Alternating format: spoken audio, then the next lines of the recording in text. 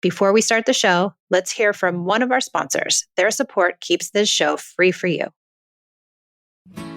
Hey there, Peace and Parenting family. If you love the podcast but wish to enjoy it without interruptions, your wish has come true. Introducing the ad-free version of the Peace and Parenting podcast, available exclusively on Apple Podcast. As a subscriber, you'll get all the heartfelt advice, parenting stories, and actionable tips you love without any ads. For less than the cost of a coffee each month, you will enjoy uninterrupted listening while also supporting our work to help you build stronger connections with your kids. Try it out for free. Simply find Peace and Parenting on Apple Podcasts, click Try Free, and you'll gain immediate access to our ad-free episodes. There's no commitment and you can cancel anytime. So if you're ready for a more peaceful, uninterrupted listening experience, subscribe now. Let's keep focusing on connection without the distractions.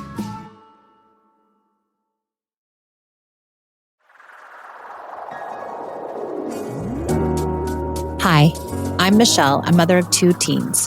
13 years ago, I traded in punishments and rewards for connection. Now I prioritize relationship over behaviors, utilize play as a parenting tool, and set limits with empathy instead of consequences.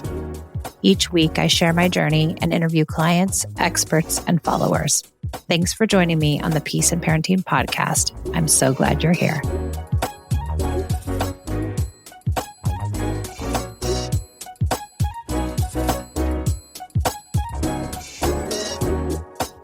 Hi, welcome to the Peace and Parenting podcast. I'm Michelle, and I have guest Lindsey, who has a parenting question, and we're going to try to figure it out with her. So Lindsey, welcome to the show, and introduce yourself, and let's hear your question.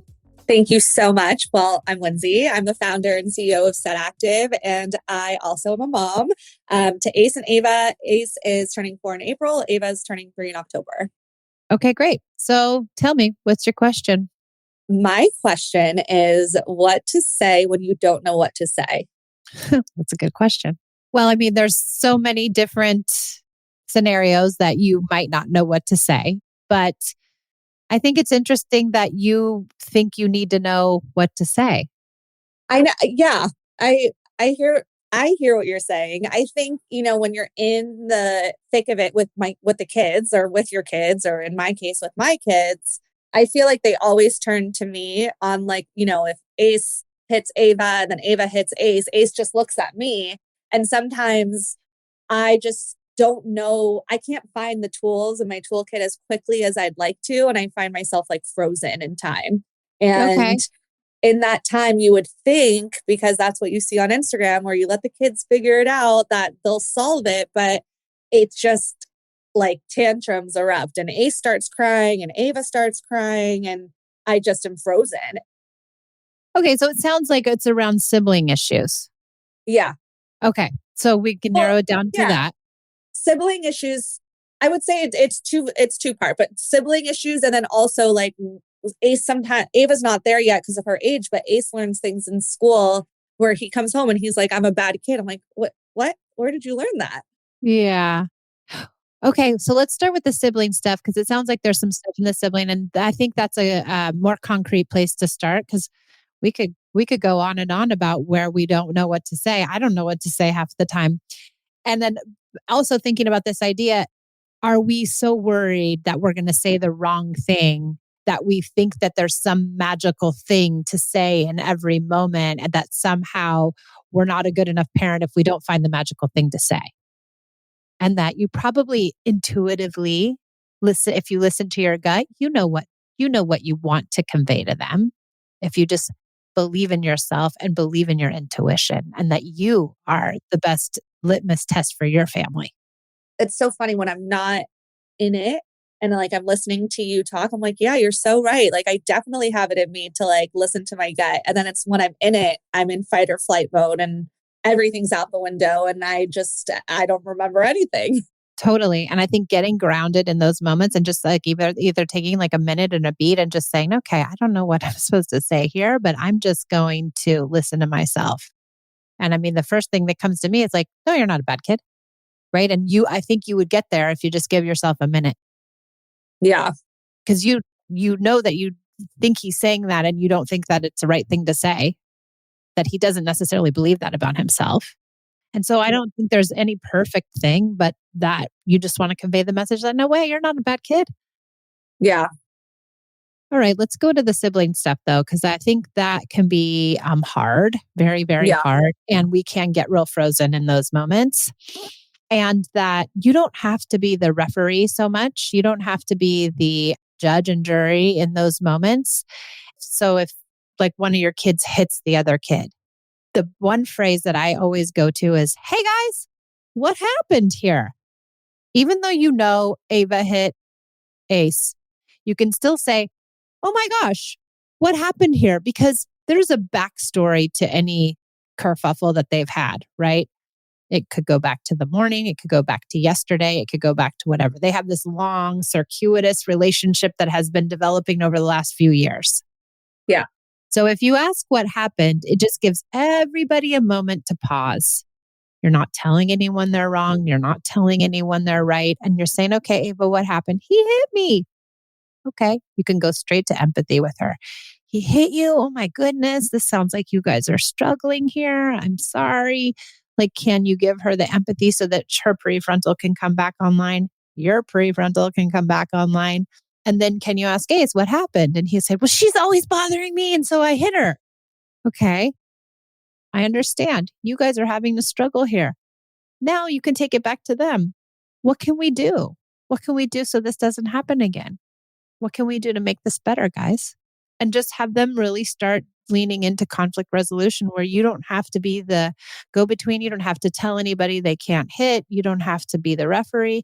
You can start to help them figure out how they're going to resolve these issues amongst themselves, but with your support. I've done that before. So like when you get to that and then I go to Ace and I say, what happened here? Why he hit, trying to get him to say like why he hit Ava or whatnot. I'll say like, what can we do here? And he'll say, well, I need space. And he'll cross his arms and tell Ava he needs space. And then when Ava hears that, full tears erupt and she drops to the floor. Her feelings are hurt. She doesn't like when Ace says that because their relationship, like they're so close in age. They're 18 months apart.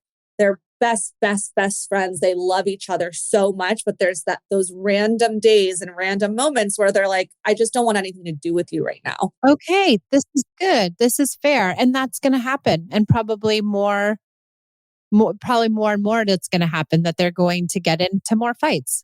And that's okay. I think in those moments when he says, I just need space, we have to honor that and say, okay, Ava, he needs his space. And then when Ava goes to full meltdown, you go to empathy with her. I know it's really hard when he needs his space. I understand, Ava, I'm right here. And you just let her have her feelings around it and not really be too worried about it. That this is a natural process that's happening between them. They're having a conflict. Yeah. And I think it's totally normal. Yeah. I think my like natural instinct is to like solve always. Yes. I think that's what happens. We come in and we want to know, why did you hit Ace? What happened? What were you doing? Why would you do that? And instead, I ask them what happened, not because I really want to know what happened. I ask them what happened because I really just want them to feel heard. Tell me what's going on with you. I don't really care why he hit or if he did actually hit or if and I'm not too worried about it because I don't think anyone is really right or wrong. They both probably play a part in it. I just want them to feel heard. Yeah. That makes a lot of sense. It's easy to see it now, right? Because you're you're not in it. But if you do this thing, this protocol or whatever, every single time, over time it will get a lot easier. Yeah. Yeah. And then they won't look to you so much to like be the answer or be the judge or tell me what to do or, mommy's gonna, she's gonna tell us who's right and who's wrong. And then it kind of cements this like some person is the victim and some person is the villain. And if that gets too cemented after a while, then they start to operate in that capacity a lot. Yeah. Totally. I'm trying to like not be the referee. Like when we're in the playroom and they're fighting over, they want the same toy. I try as much as possible to kind of let them figure it out. It just their emotions get so heightened so fast that's where the freeze happens because I like want to have that moment of like, okay, take a breath. But I think I'm realizing now that like you can still have that moment of take a breath. Like nothing's going to happen in the moment that you're taking the breath to reset. And I think that's what I have to like remind myself as these things are happening, that like in the 30 seconds that I like breathe to ground myself to like deal with the situation, there's not a lot that's going to change between the two of them. No. And you know what? I think too, we see our kids then when they're fighting and we're like, just don't want my babies to fight. Like, I don't want them to hate each other. And so we think, okay, I can prevent them from having a hard time with each other. I can fix it. I can make it better. But I don't think we necessarily can make it better. And maybe that's okay that it's not okay. Yeah. Before we continue, let's take a moment to thank our sponsors. Their support lets us keep bringing you the show completely free. Are you sick of the sibling fighting? Are you tired of asking your child to do the same thing over and over and over again, only to end up using threats and bribes to try to get them to cooperate? Well, it doesn't have to be like that. You can learn the ideas of connection through our Connected Parent Mastermind group coaching program. We meet 3 days a week. Myself and my 2 coaches hold meetings. We also give you access to all of my online materials, meaning 10 modules of instruction, PDFs, podcasts, and my book. You get to join our school community and interact with coaches and myself and so many parents who are doing this work just alongside you. So if you're feeling stuck, or if you want to accelerate your connected parenting practice even further, join the Connected Parent Mastermind. Click the link in the show notes for more information.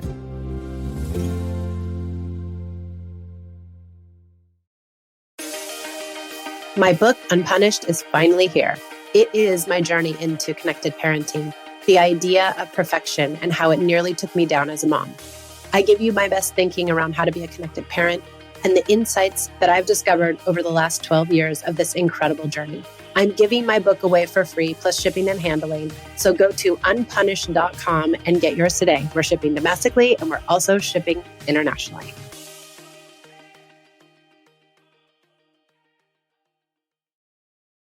Thanks for supporting our sponsors. Now back to the show.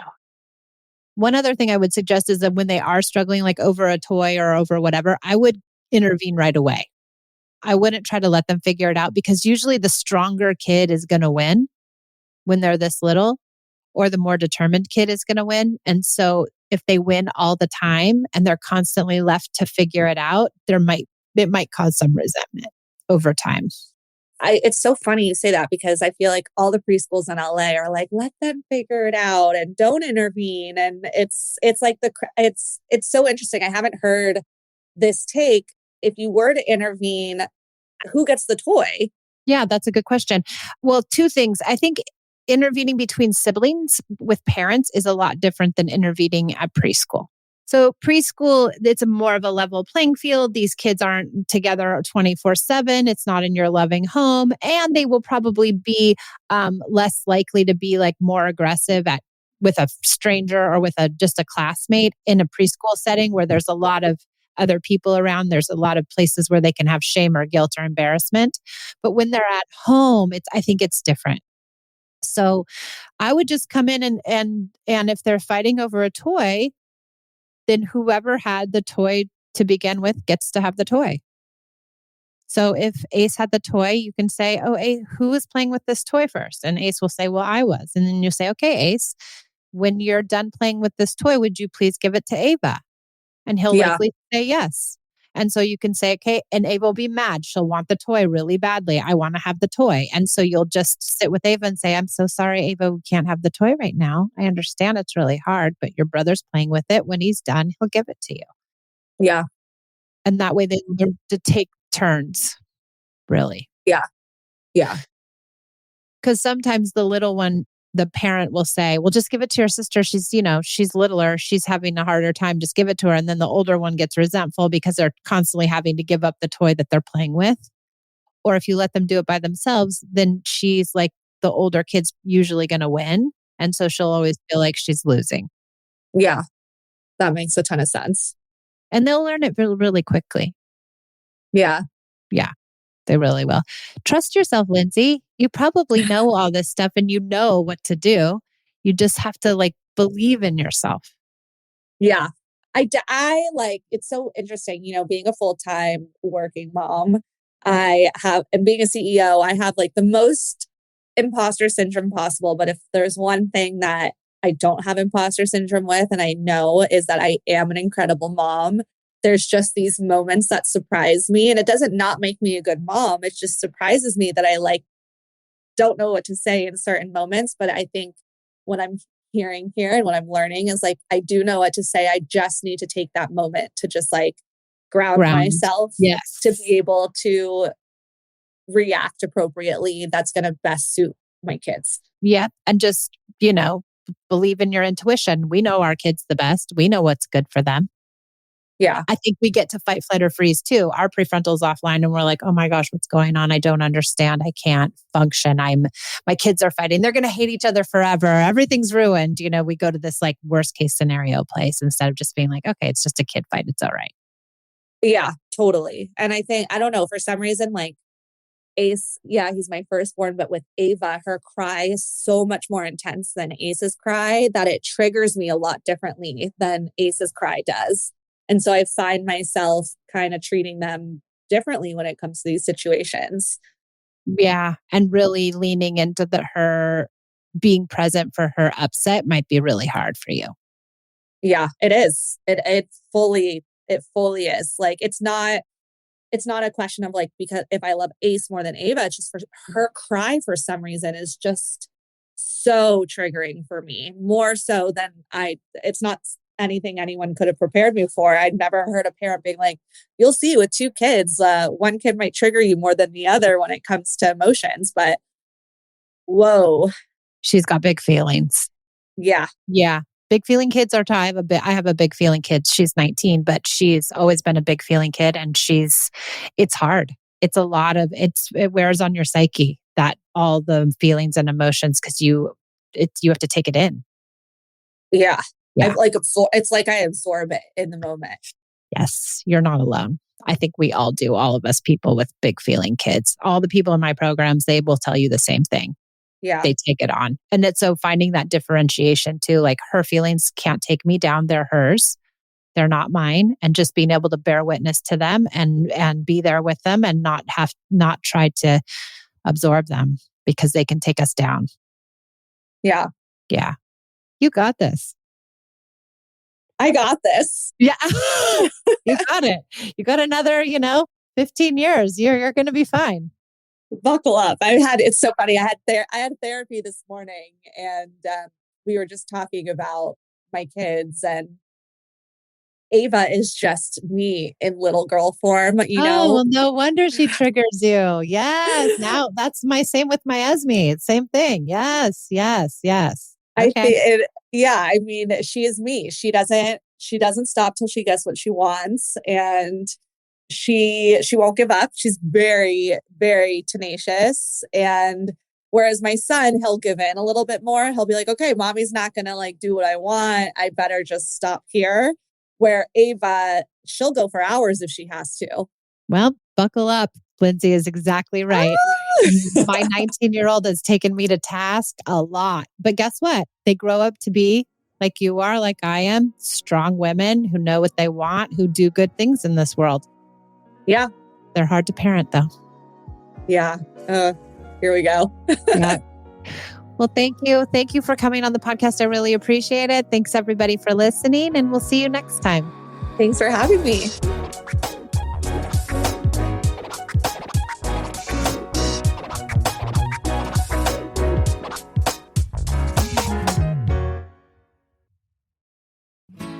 Hey there, Peace and Parenting family. If you love the podcast but wish to enjoy it without interruptions, your wish has come true. Introducing the ad-free version of the Peace and Parenting podcast, available exclusively on Apple Podcast.